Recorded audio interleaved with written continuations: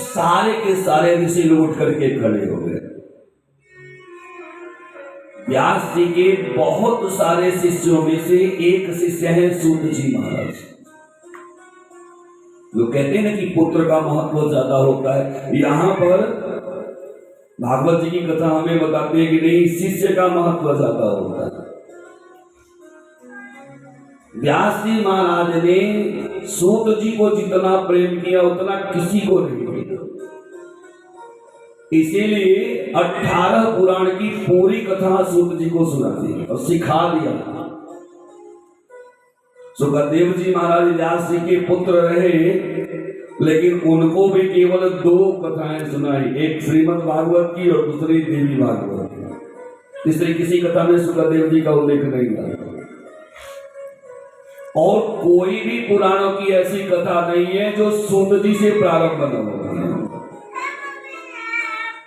सूत जी जब आए ना तो सब लोग उठ करके खड़े हो गए। यद्यपि उसमें बहुत सारे ऐसे ऋषि हैं, मुनि हैं, ब्रह्म ऋषि हैं जिन्होंने पूरा जीवन भगवान को दे दिया।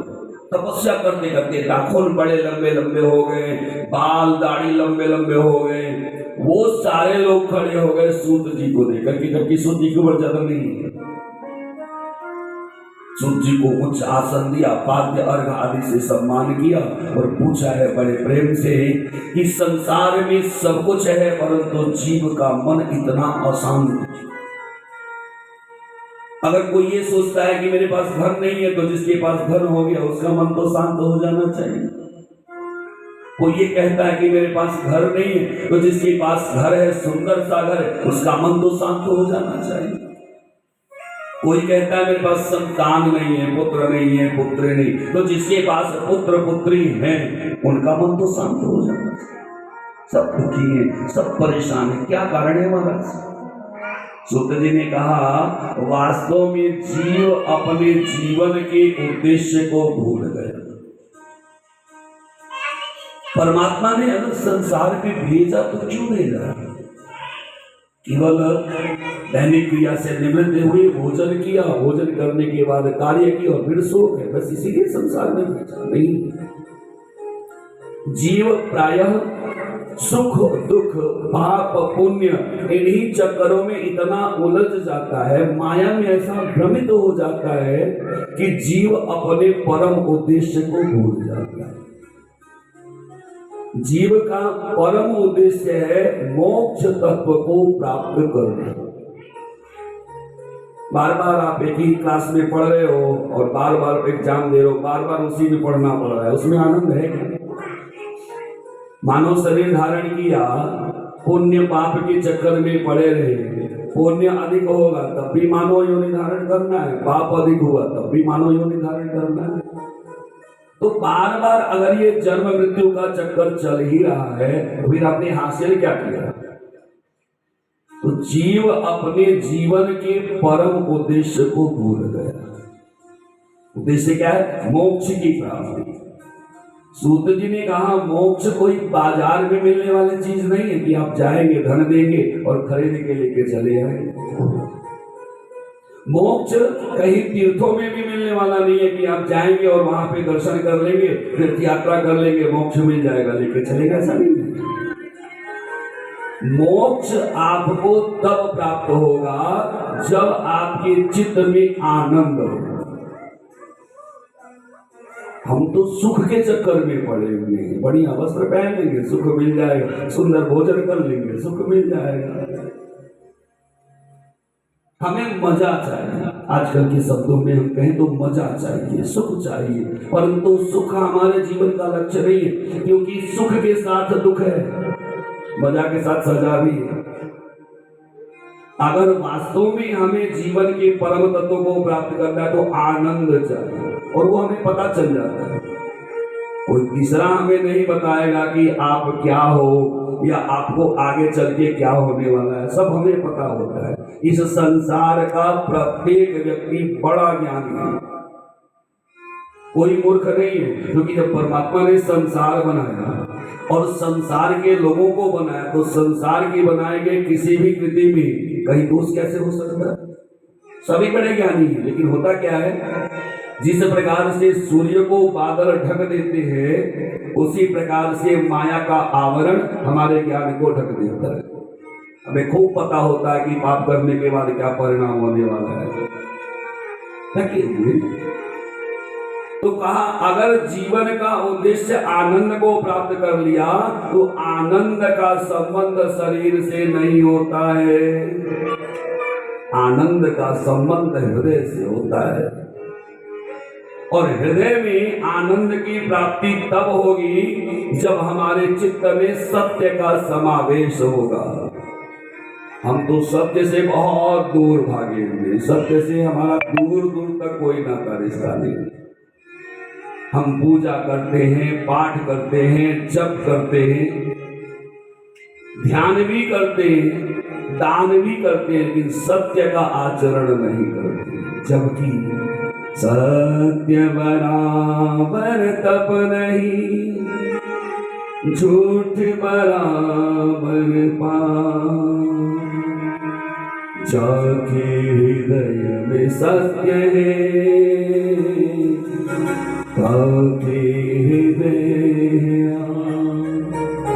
परमात्मा तो हमारे अंदर बैठे हुए, हमें बार बार किसी न किसी माध्यम से, माता जी के माध्यम से, पिताजी के माध्यम से, पत्नी के माध्यम से, पति के माध्यम से, सदगुरु के माध्यम से ज्ञान दे रहे हैं। लेकिन अब हम हैं कि हमने माया का ऐसा चादर ओढ़ के रखा है, भैया हम तो नहीं जागने वाले, हम तो सोते रहेंगे।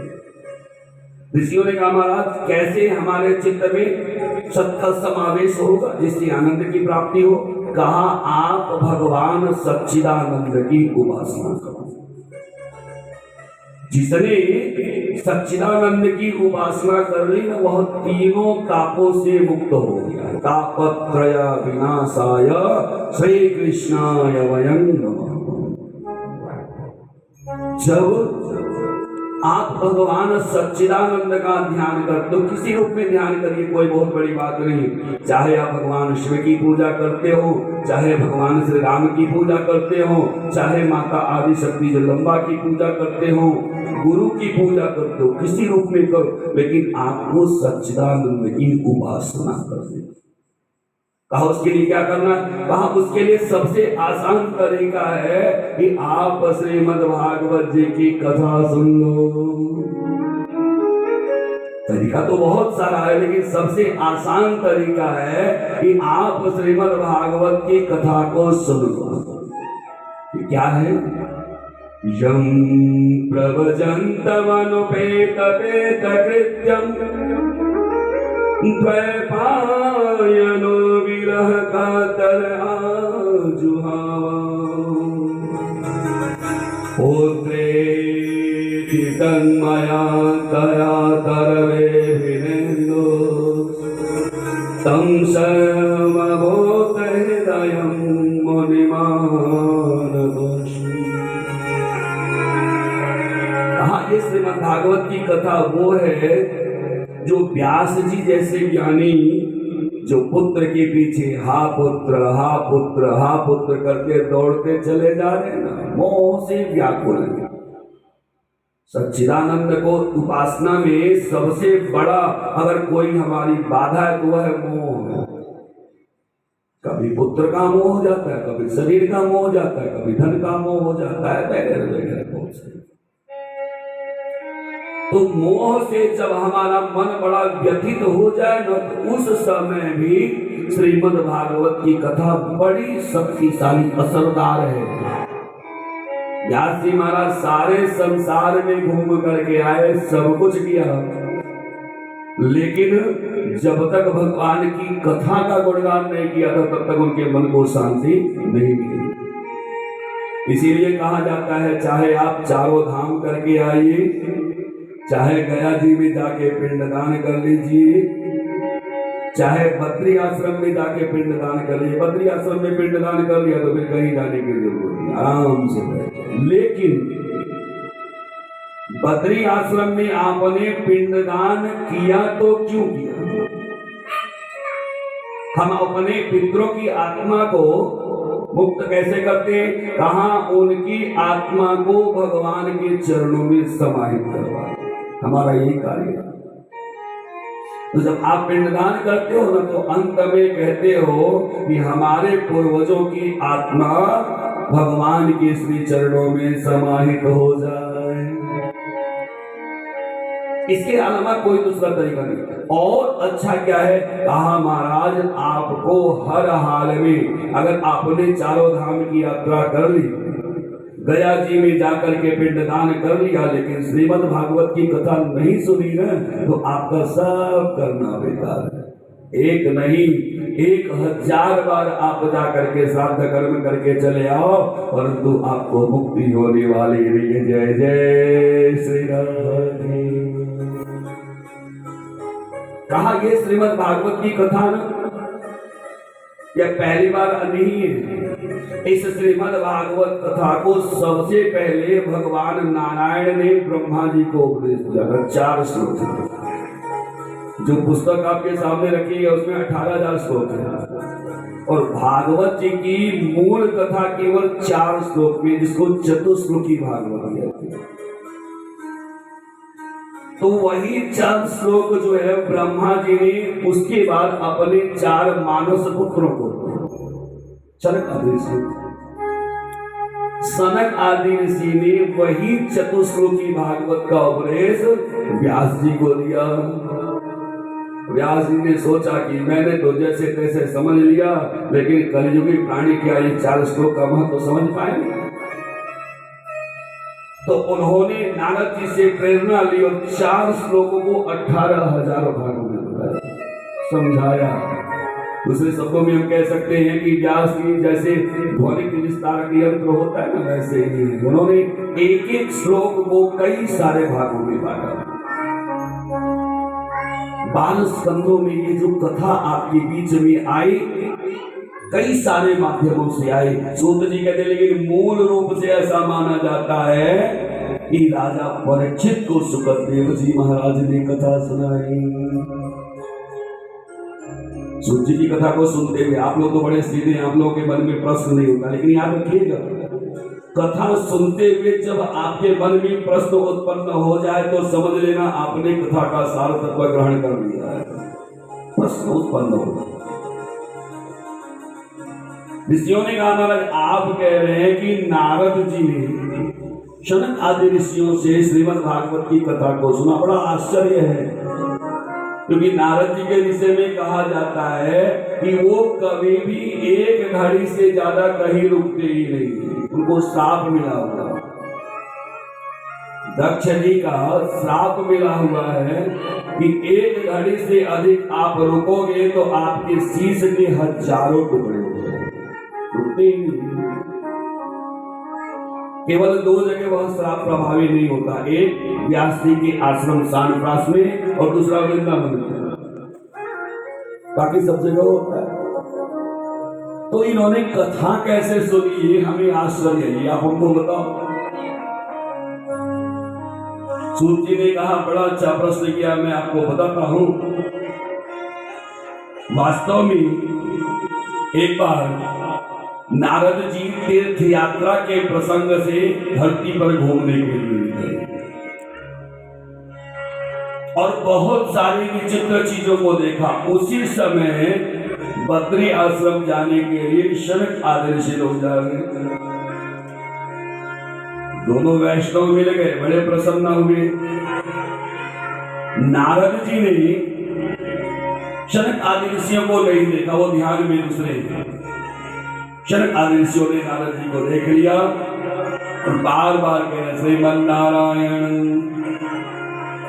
जय जय श्रीमन्नारायण, जय जय श्रीमन्नारायण। अब ध्यान अगर सामने हो तब तो बात का जवाब दे।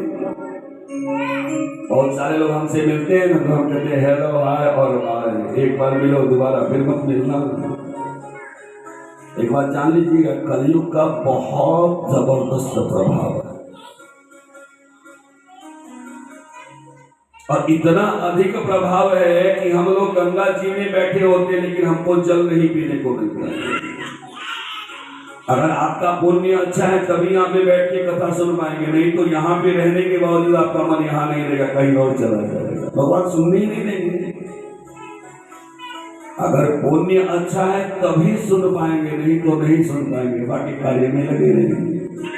आप लोग पहले सुनने से बता रहा हूँ, कल से फोटो पहले खिंचा लीजिएगा खूब सुंदर सुंदर, फिर बाद में कथा करेंगे। प्रेम से बोले वृंदावन बिहारी लाल की जय। श्री राधे गोविंदा, श्री राधे गोविंदा, मन भजले हरि का प्यारा नाम है। श्री राधे गोविंदा, मन भजले हरि का प्यारा नाम है। गोपाल हरि का प्यारा नाम है, गोपाल हरि का प्यारा नाम है। नंदलाल हरि का प्यारा नाम है, नंदलाल हरि का प्यारा नाम है। श्री राधे गोविंदा, मन बदले हरि का प्यारा नाम है। श्री राधे गोविंदा, मन बदले हरि का प्यारा नाम है।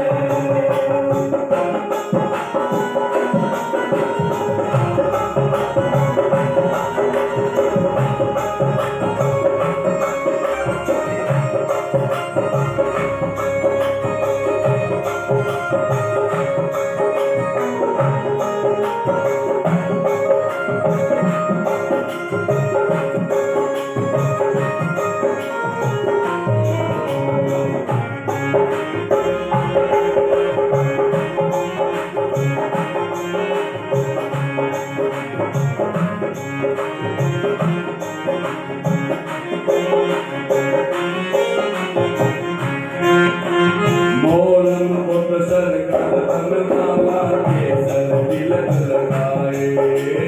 मोरम उपसर कर माला के सर तिलक लगाए। मोरम उपसर कर माला के सर तिलक लगाए। मोरम उपसर कर माला के सर तिलक लगाए। वृंदावन के कुंज गले में सबको नाच नचाए। वृंदावन के कुंज गले में सबको नाच नचाए।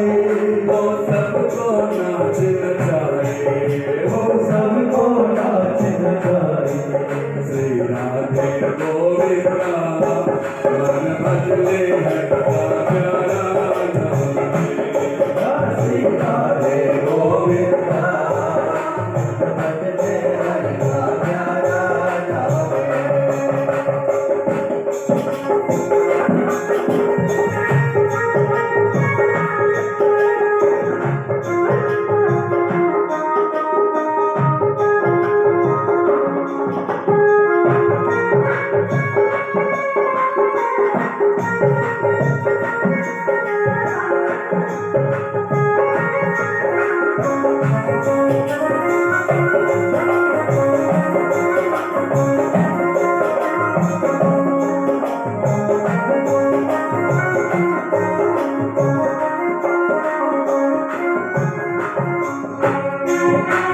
गिरधरना पर कहती मीरा, सोन को श्यामल भाया। गिरधरना पर कहती मीरा, सोन श्याम को भाया। गिरधरना पर कहती मीरा, सोन को श्यामल भाया। गिरधरना पर कहती मीरा, सोन श्याम को भाया। तुकाराम और नामदेव ने विठल विठल गाया। तुकाराम और नामदेव ने विठल विठल गाया। हो विठल विठल गाया, हो विठल विठल गाया।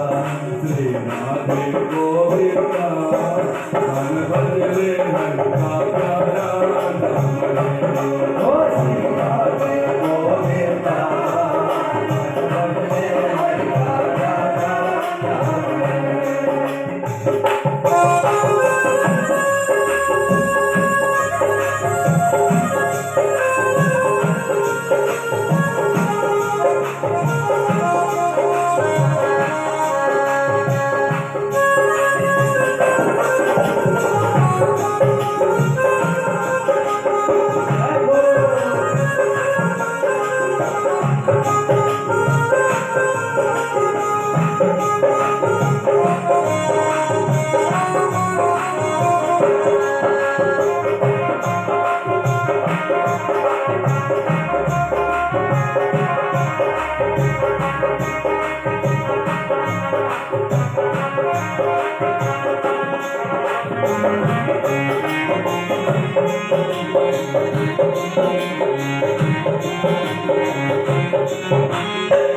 राधा सत्य बिना न कोई श्यामल दर्शन पाए।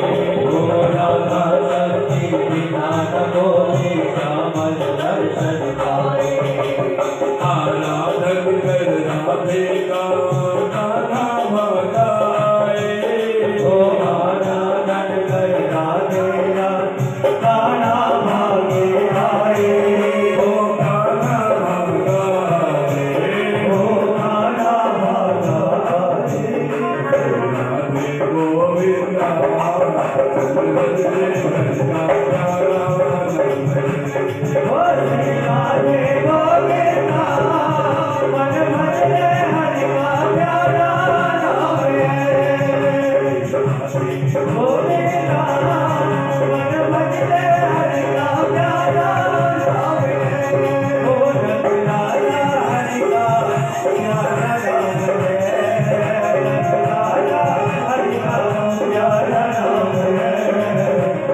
राधे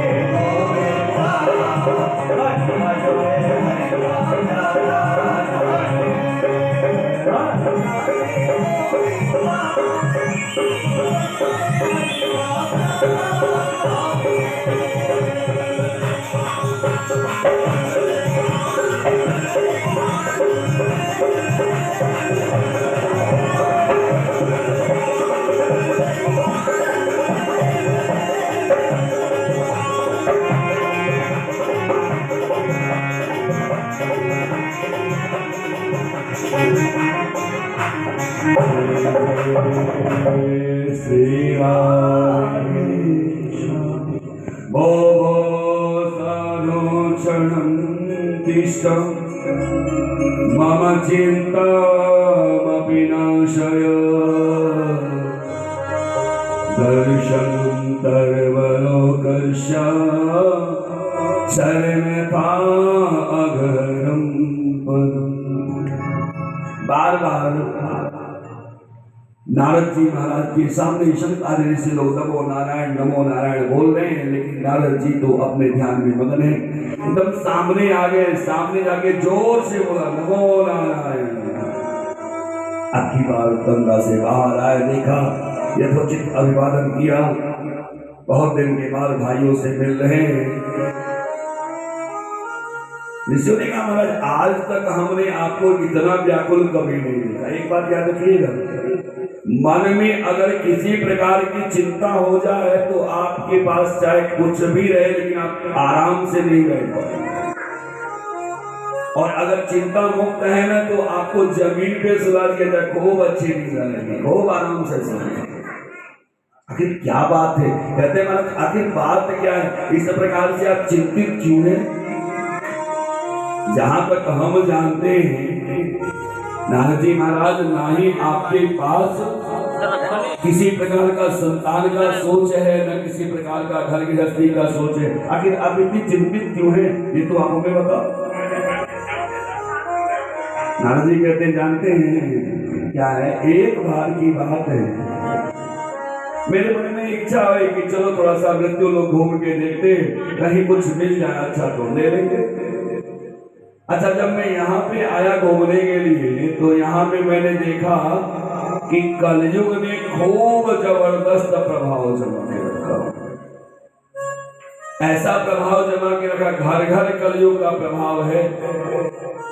नारद जी कहते हैं ऐसा कलयुग का प्रभाव है, ऐसा कलयुग का प्रभाव है कि जीव प्रायः उदरम भीड़ बने हुए, केवल किस प्रकार से हमारे पेट का पालन हो जाए, सबको हमने अपने जीविका से जोड़ दिया। और ये पेट का गड्ढा जो है ना इतना खतरनाक है, समुद्र की खाड़ी को भरते भरते इतना जगह बना दिया कि आराम से फ्लैट बना रहे हैं, टावर खड़े कर ले रहे हैं। लेकिन ये पेट का गड्ढा इतना छोटा है ना कि ये भरता ही नहीं है। ये कलियुग का प्रभाव है। जितना भी इसको दे दीजिए उतना ही कम है। फिर निश्चित समय होता है, फिर भूख लग जाती है। नारद जी कहते हैं दूसरा प्रभाव मैंने देखा कि घर घर में स्त्रियों का राज्य चल रहा है। पुरुष मने कुछ नहीं, स्त्री मने सब कुछ। अच्छा, यहां तक तो फिर भी ठीक है। मैंने ये भी देखा कि घर में स्त्रियों का राज चलो तो ठीक ही है। अब साले का राज चल रहा है। लड़की आपकी, लड़का आपका, विवाह तय करना है तो जाके मामा से पूछो। बस पिता के पास इतना अधिकार भी नहीं है कि खुद निश्चय कर सके कि विवाह करना है कि नहीं करना है। क्या कलियुग का प्रभाव है। हाँ, अभी तो कहते हो सारे खुदा एक गुरु का भाई। हाँ, आप तो खुद ही समझदार हैं। तो कहने का भाव ये कलियुग का प्रभाव है। और क्या कहा, वर्ण आश्रम धर्म पूरी तरह से नष्ट हो गया।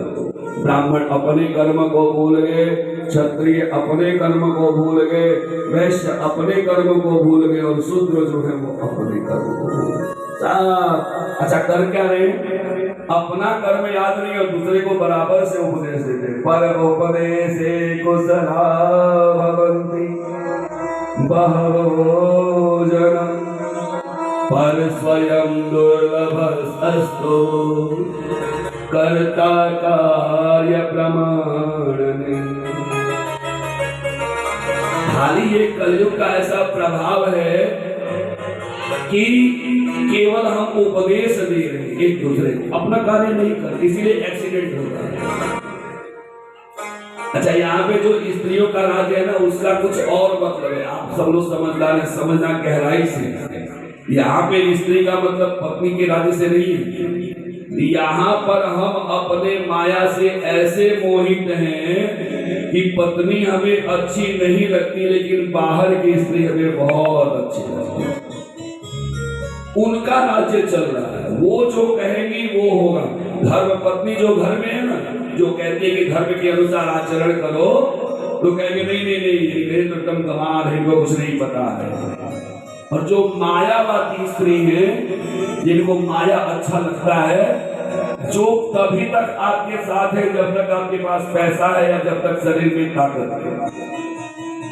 अपने यूपी में कहा जाता है, शायद आपने सुना होगा, कि जब खटिया का और दामन रस्सी काट दिया जाएगा, अंतिम समय में मुंह पे चलने लगा, बीमार पड़ गए और सारी क्रिया होने लगी, तो जितनी ये चमक वाली माया वाली स्त्रियां एको साथ नहीं आएंगी, सब भागेंगी नाक दबा के। बाप रे बाप, इनकी गंदगी कौन सा। तब उस समय सहायता करेगी आपकी धर्म पत्नी। जब दुख का समय आएगा ना, मुसीबत आएगा, बीमार पड़ेंगे, तो उस समय आपकी पत्नी साथ देगी। एक समय ऐसा आएगा जब पत्नी भी छोड़ देगी। बहुत ताजा उदाहरण आपके सामने पिछली बार का है। जब कोरोना हो गया था ना, तो पत्नी ने भी हाथ झाड़ लिए, देखा भैया एक काम करो, डंडा लिया, डंडे से भोजन दे दिया। सारे संबंध सामने आ गए, पता चल गया कितने पानी में। जो पत्नी पति के लिए कहती थी महाराज आपके बिना हम जी नहीं पाएंगे, आपको ना देखे ना तो हमारा चैन नहीं रहता है। कोरोना ने सबको दिखा दिया भैया वास्तव में कोई किसी का नहीं है। अंत समय में जब आदमी हॉस्पिटल में चला जाता था तो उस पे एक आवाज आती थी, हे राम हे राम हे राम। जब कोई नहीं आता मेरा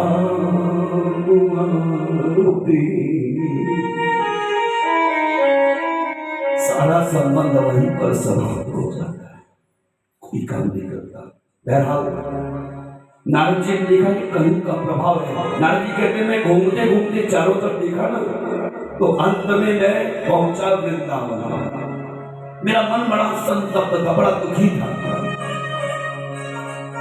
थोड़ा सा वृंदावन में गया तो मेरे मन को बड़ी शांति मिली, लेकिन वहां एक और आश्चर्यजनक चीज मिल गया। क्या देखा, कहते हैं वहां पर एक तरुणी है, वह बैठे हुए बड़े उदास मन से, और दो वृद्ध पुरुष हैं जो लेटे हुए, और भी तरुणी स्त्रियां पंखा चल रही है, हवा कर रही है, कोई पानी पिला रही है। मैंने मन में विचार किया कि अगर किसी की सेवा करो तो उसको तो बड़ा सुख मिलता है। ये कौन सी स्त्री है जो इस प्रकार से दुखी है, इस प्रकार से परेशान है? फिर मन में विचार किया कि अनजान स्त्री से कौन बात करने जाए, क्योंकि शास्त्र का मत है कि जिस स्त्री को आप पहचानते नहीं हो, ना कितना भी आपके मन में कोई भाव हो, लेकिन भाव को अपने अंदर ही दबा के रखो। वैसे भी हमारे भाव जल्दी ही छलक जाते हैं, तो कहा नहीं जाता। लेकिन उस स्त्री ने नारद जी को देखा, और देखा है तो आवाज लगा, रे बाबा रुक जाओ, भो भो साधो क्षणमतिष्ठम् मम चिन्तामपि नाशय, दर्शनं तव सर्वलोकस्य यथा अघहरं वद। हमने सुना है कि बड़ा भाग्य होता है तो ब्राह्मण कोई आपके दरवाजे पे आता है, याद रखिएगा। ऐसा सुना है कि आप इतने कुशल हैं कि बड़े प्रेम से समझा देते हैं लोगों को, आपकी बात सुन के बड़ी शांति मिलती। नारद जी ने कहा अब जाऊंगा इनके पास, अब पूछूंगा, क्योंकि इन्होंने आवाज दे दी। नारद जी गए और जाने के बाद कहते, देवी पहले एक बात बताओ, आप हो कौन, आप कौन हो और इस प्रकार से दुखी क्यों हो, और ये जो दो वृद्ध पुरुष लेटे हुए ये कौन है? उस स्त्री ने कहा, अहम भक्तिरिति ख्यातवीर जर्जरो। महाराज मैं भक्ति हूं, और ये दोनों बच्चे जो लेटे हुए हैं ना, ये मेरे बच्चे हैं, मेरे पुत्र हैं। एक का नाम है ज्ञान और दूसरे का नाम है वैराग्य। नारद जी ने जो सुना तो सर पीट लिया, रे बाप रे बाप, बताओ तो सही, मैंने आज तक यह सुना था कि माँ बूढ़ी होती है और बच्चे जवान होते हैं, तो सबने सुना है, ये तो सबने देखते हैं। लेकिन क्या ऐसा भी होता है कि माँ जवान रहे और बच्चे बूढ़े हो जाए? ऐसा होता है, सुना है कभी? लेकिन कलयुग में हो रहा है वही। माँ 2 घंटे बिल्कुल सावधान मुद्रा में पूरी भागवत की कथा सुन लेती है, उनको कोई दिक्कत नहीं है। बच्चे तथा कथित जवान हैं, 1 घंटा बैठने के बाद कमर में दर्द हो जाता है तो कहना पड़ेगा बच्चे बूढ़े हो गए। माँ को 12 बजे रात को भोजन बनाना पड़े, कोई दिक्कत नहीं, फटाफट व्यवस्था हो जाएगी, भोजन बन जाएगा, सब खा लेंगे। और बच्चों को अगर गलती से सब सोए हुए हो, किसी ने गलती से आवाज लगा दी, पता चल गया गेस्ट आ गया, तो सबसे पहले गेस्ट को मन ही मन 100 बार कोसेंगे कि अब चाय बना के पिलाना पड़ेगा, तो पता चलता है कि बच्चे बूढ़े हो गए। माँ वृद्धा हो चुकी है, बिल्कुल शरीर में शक्ति नहीं है, चल नहीं सकती। सोचिए, कल्पना करिए, हम लोगों का 25, 30, 40 वर्ष में ये हाल है, तो जो 80 वर्ष का है उसका क्या हाल होगा? तो 80 वर्ष का होने के बाद भी आप जितने बजे रात को घर पे पहुंच जाओ, मजाल है आप कभी भूखे सो जाओ, नहीं सो सकते। लेकिन वही माँ अगर हमारे यहाँ मुंबई में चली आती हैं तो सर में दर्द हो जाता है, पता नहीं कब जाएगी, अब इनका भी भोजन बनाना पड़ेगा। तो पता चलता है कि कहीं न कहीं माँ अभी भी जवान है और बच्चे बूढ़े हो गए। देखिए, इतना वर्ष इनका उम्र हो गया, सामने बैठे हैं, लेकिन फिर भी ध्यान से कथा सुन रहे, जाग रहे। हाँ, लेकिन उसके बावजूद जाग रहे, कथा सुन रहे तंद्रापूर्वक। और तथा कथित जवान बच्चे 1 घंटे बैठ जाए कथा सुनने के लिए तो झपकी आने लगती है, तो पता चलता है कि बूढ़ा कौन है, जवान कौन है। ये प्रतीक है, हमारे आपके समझाने के लिए बताया गया है। कि वास्तव में जवान वह है जो प्रत्येक परिस्थिति के लिए सचेष्ट रहता है, और बूढ़ा वह है जो प्रत्येक परिस्थिति में अपने दोनों हाथ फैला देता, भैया अब हमसे नहीं होगा, अब तो हार गए। चाहे आपकी उम्र 40 वर्ष हो, चाहे आपकी उम्र 50 वर्ष हो या 20 वर्ष हो, कोई फर्क पड़ने वाला नहीं। आप लोग सब लोग हमसे बहुत जवान हैं, बहुत जवान, हम तो बूढ़े हो गए। क्या कभी आप लोग तीर्थ यात्रा पैदल किए हैं? 11 किलोमीटर 12 किलोमीटर चल के? हिम्मत हो तो यहाँ से ज्यादा नहीं, खाली 5 फुट पैदल जाके देखिए, फिर अंदाजा लग जाएगा कितने जवान है। हम लोग पहले भी 12-15 किलोमीटर चल लेते थे, आज भी जरूरत पड़े तो आज भी पैदल चल लेते हैं।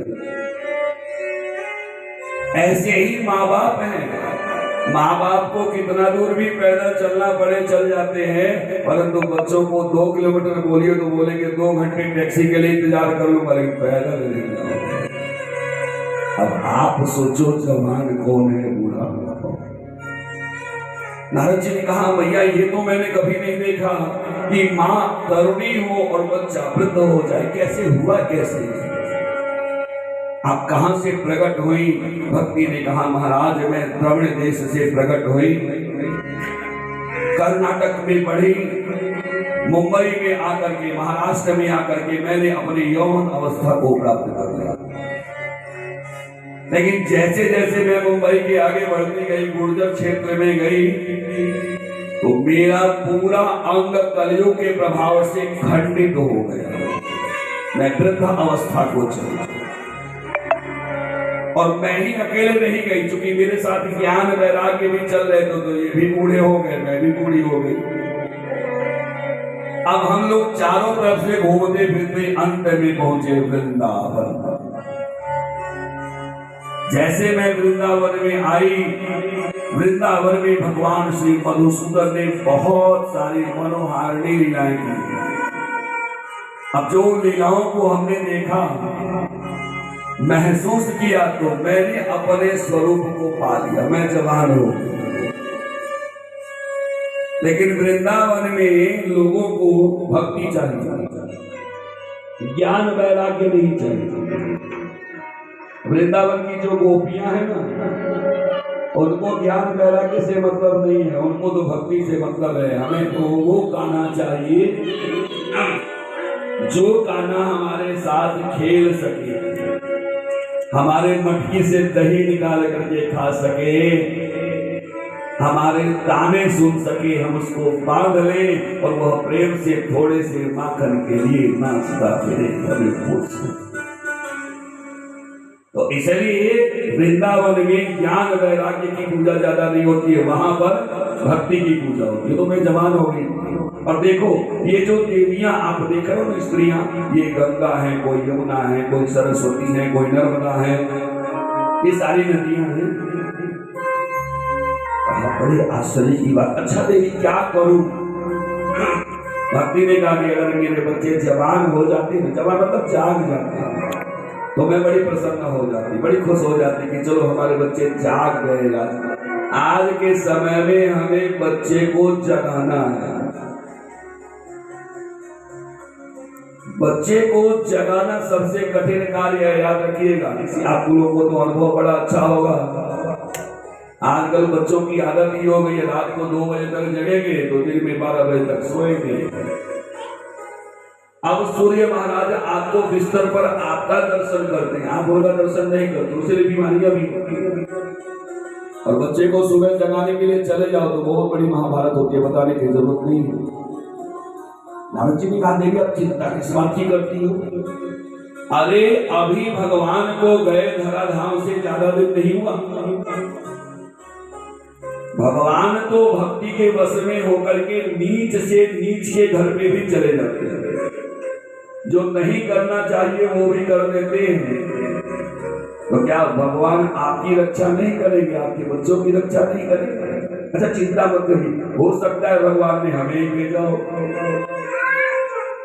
अब मैं इनको जगाने का प्रयत्न करता हूं। अब हिला रहे, उठ जाओ, उठ जाग मुसाफिर भोर अब मैंने कहा जो सोए तुम्हें उठ जाग मुसाफिर भोर भई जाग कहाँ सोत है जागे मुसाफिर भोर भई अब मैंने कहा जो सोए तुम्हें उठ जाग मुसाफिर भोर भई अब है कहाँ जो सोवत है जो सोवत है वो सोवत है जो जागत है वो पावत है जो सोवत है वो होवत है जो जागत है जो पावत है उठे जागे मुसाफिर भोर भई अब मैंने कहा जो सोवत है उठ जाग मुसाफिर भोर भई अब है कहाँ जो सोवत है एक वृंदावन बिहारी लाल की अब जगा गया। अच्छा जागे तो वो जो सोया हो, जो आलसी बना हुआ उसको कैसे जगाएंगे? नारद जी ने झिझोड़ दिया, नहीं जगे। कान में वेद मंत्र पड़े, अब तो उठ जाओ, नहीं जगे। अब क्या करें? वेद मंत्र पढ़ते हुए उठा के बिठा दिया, फिर जमा लिया, फिर सो गया। नारद जी ने कहा चिंता मत करो देवी, आज से मैं संकल्प करता हूं जब तक मैं आपके बच्चे को जगा नहीं देता, मतलब जवान नहीं बना दूंगा, तब तक मैं चैन से नहीं बैठूंगा। आज भी कहीं न कहीं ज्ञान वैराग्य हमारे मन में सोए पड़े हैं, उन्हीं को जगाना है। और जगाने के लिए नारद जी ने बहुत सारे यत्न किए। जब ये नहीं जगेगा, अच्छा रुको घबराओ मत, मैं आता हूं, पूछिए कहां से कैसे जगेंगे। नारद जी चले। तो नारद जी को जब रास्ते में ऋषि लोग मिले, कहा महाराज इसीलिए मैं परेशान हूं, मेरा अपना कोई दुख नहीं है, ना ही मेरे पास दुख है, ना ही मेरे पास सुख है, मैं तो निर्दोष हूं। लेकिन मुझे जो लोगों का दुख मिल जाता है ना, तो बर्दाश्त नहीं हो पाता, सोचता हूँ क्या ऐसा करो इनको सुख मिल जाए। अच्छा महाराज आपको कुछ लगता है कुछ है ऐसा रास्ता जिससे सुख मिल जाए, ये जाग जाए? महाराज हाँ उपाय है, एक काम करो, उनको श्रीमद् भागवत की कथा सुना। श्रीमद् भागवत है क्या? श्रीमद् भागवत आख्यो अयम् प्रत्यक्ष कृष्ण एव हि स्वीकृतो अशीमया नाथ मोक्त्यर्थ भवसागरी।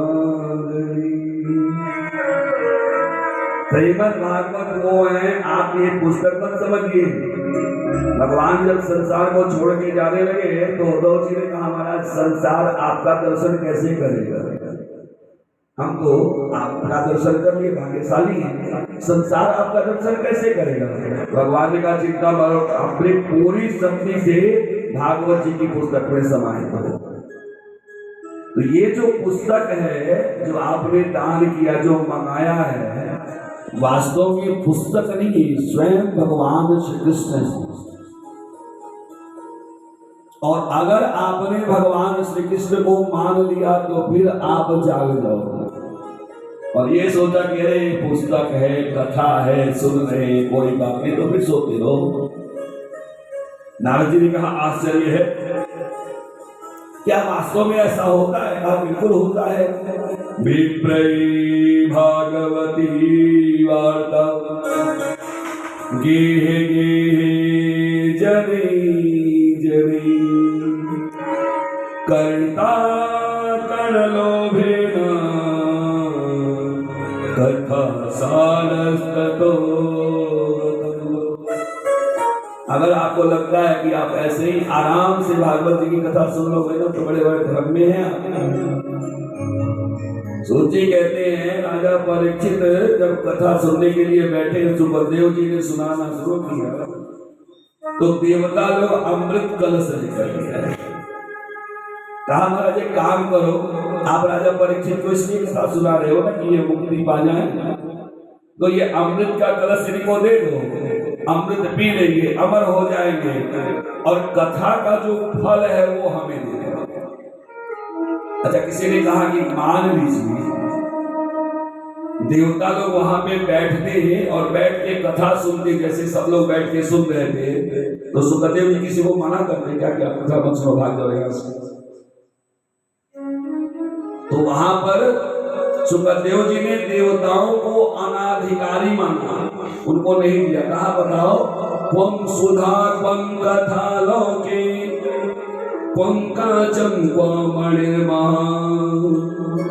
अरे मूर्खों, कहाँ तुम्हारा अमृत और कहाँ कथा, इसकी तुलना ऐसी ही है जैसे आप कांच और हीरे की तुलना करो और फिर मणि की तुलना करो। कौन सी मणि? कांच मतलब मणि, उससे भी ऊंचा होता तो स्फटिक मणि, उससे भी ऊंचा होता तो मरकत मणि। ऐसी कथा।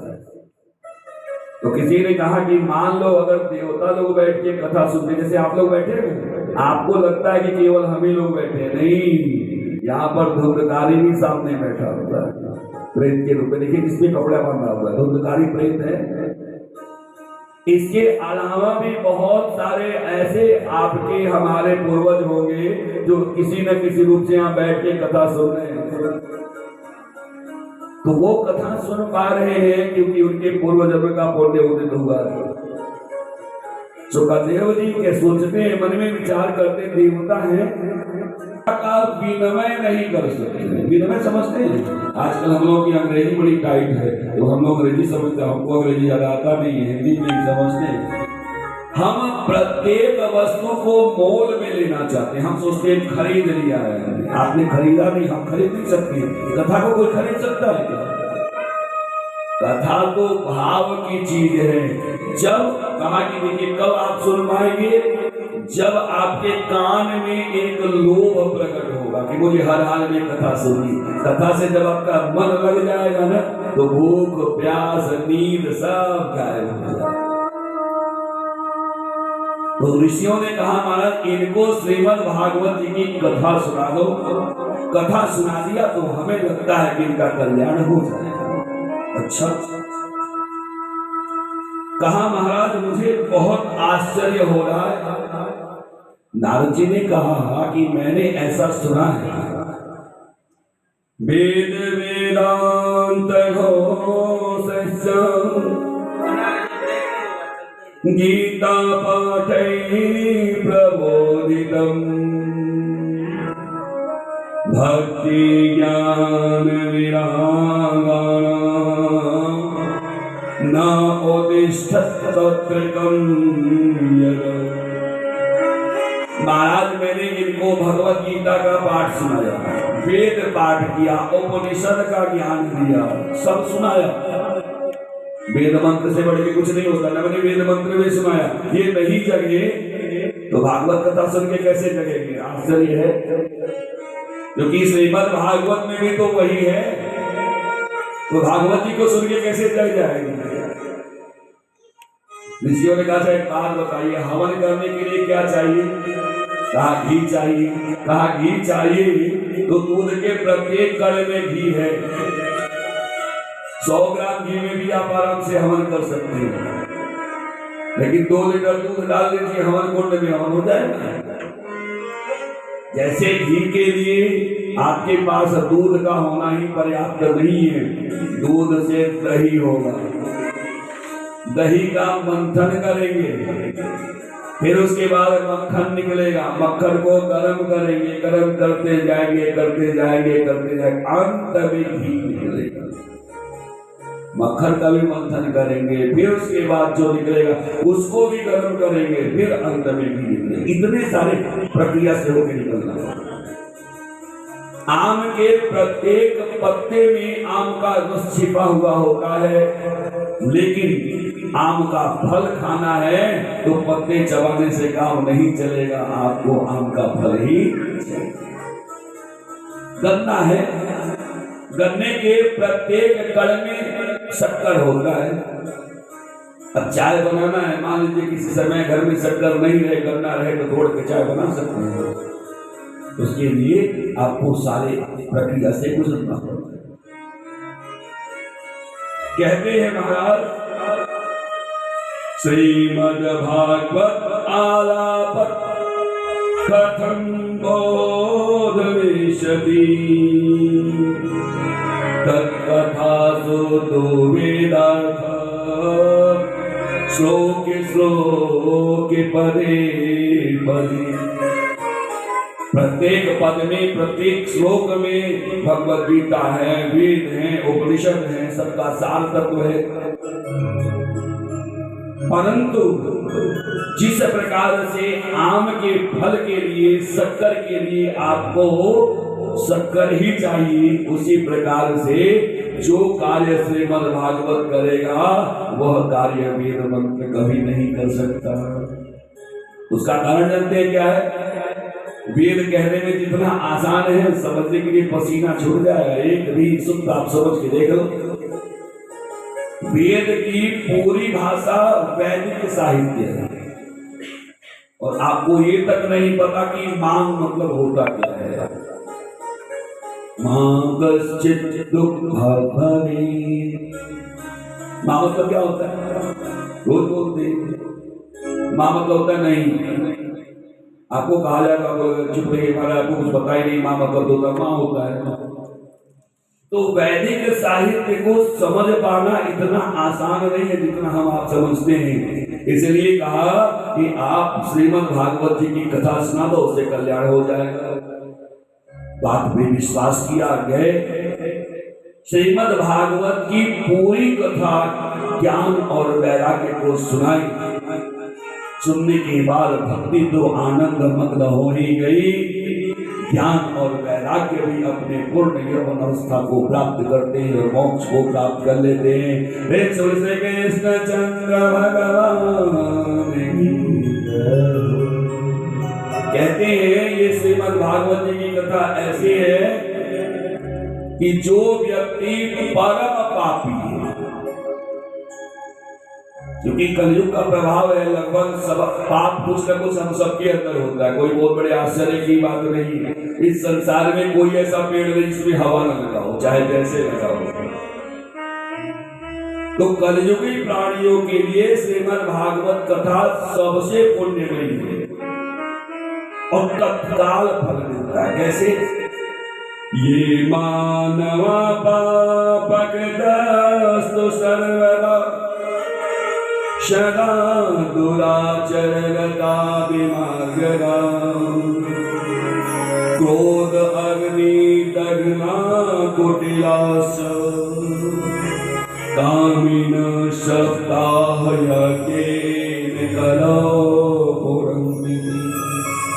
कलयुग में ज्यादा नहीं, 7 दिन भी अगर आपने श्रीमद् भागवत की कथा सुन ली तो आपकी मुक्ति हो जाएगी। हम लोगों ने जबरदस्ती 9 दिन की करवाई। हम जानते हैं एक दिन बैठने में चला जाएगा, एक दिन हवन में चला जाएगा, तो 7 दिन बचेगा। तो वास्तव में कलयुग में कहा अगर ज्यादा मिल जाए अच्छी बात है, लेकिन ज्यादा नहीं मिल पाता है। 7 दिन की भी कथा मिल गई तो आपकी मुक्ति हो जाएगी। किसकी मुक्ति होती है? कहा जो व्यक्ति, जो मानव पाप कर्म में रत है, दुराचारी है, अपने मार्ग को भटक गया है, बीमारी है, और जो क्रोध अग्नि में दग्ध हो रहे, जल रहे। जब हमको बहुत ज्यादा क्रोध आता है तो अपने आप को ही जलाते हैं, कोई दूसरा किसी को नहीं जलाता। और ये लगभग सब हम लोगों में है, कोई बहुत बड़े आश्चर्य की बात नहीं। कुटिल है, कामी है, ऐसे व्यक्ति भी सप्ताह यज्ञ से पवित्र हो जाते हैं। कहा और कौन कौन है? कहा जो लोग सत्य से हीन है। हमसे भाई सब कार्य करवा लो, लेकिन सत्य बोलने के लिए मत कहना, बाकी सब कर। कहा जो सत्य से हीन है, माता पिता के प्रति दुष्टता का भाव रखते हैं, द्रोह का भाव रखते हैं। आजकल लगभग सब में ये चीज है। और कहा जो कुल धर्म से हट गए, आश्रम धर्म से विवर्जित है, दंभी है, मत्सर का भाव भरा हुआ है, हिंसक हैं, ये सारे के सारे सप्ताह यज्ञ के पुण्य से मुक्त हो जाते। इसमें कहीं कोई संदेह नहीं है। जब सूत जी ने कथा सुनाई तो ऋषियों ने कहा कैसे आप कह रहे हैं कोई माता पिता का इतना बड़ा अपकार करे फिर भी वो मुक्त हो जाता है? काशू में बताता हूँ। तुंगभद्रा नदी के किनारे एक बड़ा सुंदर सा नगर है कौशल, और उसी नगर में एक ब्राह्मण देवता है, नाम है आत्मदेव। आत्मदेव संसार का प्रत्येक जीव है। आत्मदेव कोई और नहीं। अच्छा एक बात सुन लीजिए, पहले बता दूंगा। अगर ये आप सोच रहे हो कि कथा आप भगवान की सुन रहे हो तो कथा में आनंद नहीं आएगा। आप जब कथा सुनने के लिए बैठे हो तो आप याद रखो इस सारी कथा में हम सब लोग हैं। जहां तक आवाज जाती है हम सब लोग इस कथा में कहीं न कहीं हैं। अब खोजना ये कि हम इस कथा में हैं। तो आत्मदेव नाम के जो ब्राह्मण हैं वो संसार का प्रत्येक जीव है। हमारे अंदर जो बैठे हुए ना परमात्मा, वही आत्मदेव है। जो उनके स्वरूप को समझ जाता है उसको ज्ञान प्राप्त हो जाता है। जो नहीं समझ पाता है वो साधारण मानव बना लेता है। तो आत्मदेव ब्राह्मण परोपकार किया करते हैं, चराचर दान पुण्य भी किया करते हैं। इनकी पत्नी का नाम है धुंधली। धुंधली हमारी बुद्धि, वही हमारी पत्नी है। मानव की सबसे बड़ी पत्नी कौन है? धुंधली। ये जो हमारी बुद्धि है ना, वह कभी भी एक विषय पर कायम नहीं रहती। कभी हमको मीठा अच्छा लगने लगता है, कभी हमको खट्टा अच्छा लगने लगता है, कभी हमको तीखा अच्छा लगने लगता है, कभी मोबाइल अच्छा लगने लगता है, कभी हमको हलवा पूरी अच्छा लगने लगता है ना। कभी कहते हैं भाई जाने दो नहीं खाएंगे, मन भर गया। हमारी बुद्धि हमें एक जगह स्थिर होकर नहीं देती, और ये बुद्धि हमें परमात्मा की भक्ति करने से रोकती भी है। ये है धुंधली। तो आत्मदेव ब्राह्मण जितने सीधे हैं, जितने दानी पुण्यात्मा हैं, धुंधली उतनी ही कपटी है। बेचारी को जब कोई काम नहीं मिलता तो दूसरों से कलह करने में बड़ा आनंद आता है। बुद्धि का भी काम वही है। आप भागवत की कथा कर रहे हैं, पढ़ रहे हैं, लिख रहे हैं, सुमिरन कर रहे हैं, नाम जप कर रहे हैं, तो आपका मन शांत रहेगा। और जब कुछ काम नहीं रहेगा तो आप ही कहते हो साले खाली दिमाग किसका घर होता है? हाँ बिल्कुल सही, शैतान का घर। ये जो हमारी बुद्धि है ना, वो जानबूझ के हमें ऊपर नीचे करती है। ये वही हुआ। तो आत्मदेव पत्नी के स्वभाव को देखते हैं, सोचते हैं बताओ आदमी बाहर चल के घर में आता है कि घर में आके शांति मिलेगी, घर में आता हूं तो इनका महाभारत चालू हो जाता है। क्या करें? फिर भी आत्मदेव जैसे तैसे अपने जीवन का यापन संजोग से एक दिन, अच्छा धुंधली का स्वभाव ऐसा है कि जिस दिन आत्मदेव ब्राह्मण ढेर सारा अपना सामग्री लेके जाते हैं तो धुंधली बड़ी प्रसन्न रहती है। ये अच्छा चलो स्वामी जी कुछ लेके आए हैं, हमेशा तो नहीं मिलने वाला है, किसी दिन ऐसा भी होगा जैसे सीताराम हो जाएगा। और जिस दिन कुछ लेके नहीं आते उस दिन धुंधली इतना लड़ाई करती है, इतना युद्ध करती है कि आत्मदेव परेशान हो जाता है। आत्मदेव के मन में दो बड़े विचित्र से दुख भरे हुए, लेकिन उस दुख को किसी से कहते नहीं, मन में अपना दबा के रखते। संजोग से एक दिन गए, सुबह ही यजमानी करते थे तो कई सारे यजमानों के घर पे गए, तो यजमानों ने कथा वगैरह तो सुन ली और दूर से जय श्री सीताराम कर दिया। संजोग से कुछ नहीं मिला। अब वो जब घर पे पहुंचे तो बुद्धि देवी इंतजार कर रही थी, स्वामी जी आएंगे, मिठाई लेके आएंगे, खिलाएंगे। महाराज जी तो कुछ लेके नहीं गए, खाली जय श्री सीताराम। अब जो धुंधली ने अपने स्वामी को खाली हाथ देखा, इतना क्रोधित हुई, इतना क्रोधित हुई कि समझिए डंडे से नहीं मारा, बाकी सारी व्यवस्था कर रात भर आत्मदेव सो नहीं सके। सुबह होते ही इनके मन में इतना विषाद आया, बताओ आखिर संसार में मैं जी किसके लिए रहा हूं? पैर मोड़ लीजिए, पैर मोड़ लीजिए, कथा की तरफ पैर। आप लोग ना कल से ऊंचे आसन पे बैठे और मैं समझता हूं आप लोगों को बड़ा कष्ट होता है। प्रेम से बोलो वृंदावन बिहारी लाल की। तो आत्मदेव बड़े परेशान हुए कि हाँ तो समझ में नहीं आ रहा है। निकले पड़े घर छोड़ के। अच्छा घर छोड़ के निकले, चलो क्या पता थोड़ा सा मन को शांति मिल जाए, लेकिन शांति स्त्री का नाम जरूर हो सकता है, लेकिन उस शांति से मन को शांति नहीं मिलेगी। भाई आप घर में शांत रहोगे तो बाहर भी शांति मिलेगी। घर से भोजन करके चले हैं तो बराबर सब लोग चाय पानी पूछेंगे, अगर घर से जैसे सीताराम करके गए तो बाहर पानी नहीं कोई पूछेगा। हाँ तो मन से तैयार हो गया आपको, चलो अब बड़े उदास मन से घर से निकले, क्या करूं नहीं समझ में आता, मैं अपने प्राण को शरीर का त्याग कर दूं, बड़े उदास हुए। अच्छा जितना आसानी से हम सोचते हैं कि शरीर का त्याग कर दे, उतना आसानी से कर नहीं पाते। गए धूप सा बहुत ज्यादा